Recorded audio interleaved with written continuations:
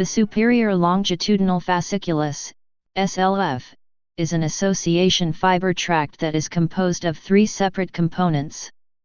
It is present in both hemispheres and can be found lateral to the centrum ovale and connects the frontal, occipital, parietal, and temporal lobes.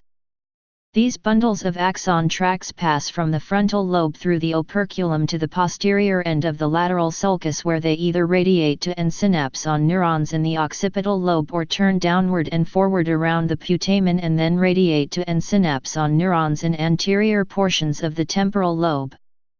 The SLF is composed of three distinct components: SLFI, SLF2, and SLF3. SLFI is the dorsal component and originates in the superior and medial parietal cortex, passes around the cingulate sulcus and in the superior parietal and frontal white matter, and terminates in the dorsal and medial cortex of the frontal lobe, Brodmann 6, 8, and 9, and in the supplementary motor cortex, M2.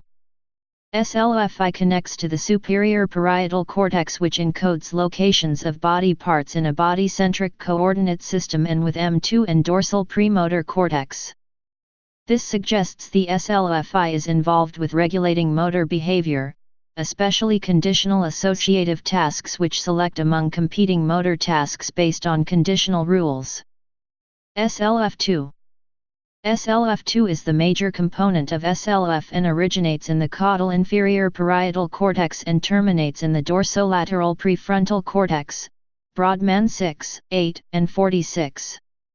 SLF2 connects to the caudal inferior parietal cortex, which controls spatial attention and visual and oculomotor functions.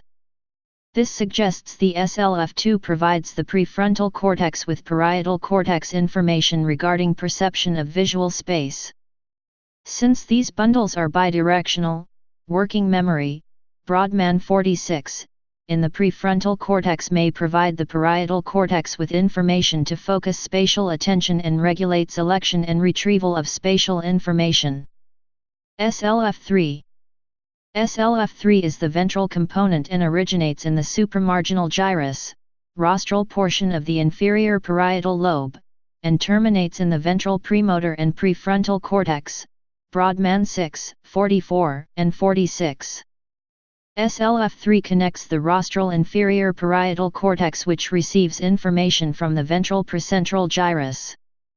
This suggests that the SLF3 transfers somatosensory information, such as language articulation, between the ventral premotor cortex, Brodmann 44, pars opercularis, the supramarginal gyrus, Brodmann 40, and the lateral inferior prefrontal cortex working memory, Brodmann 46. Please subscribe and thanks for watching.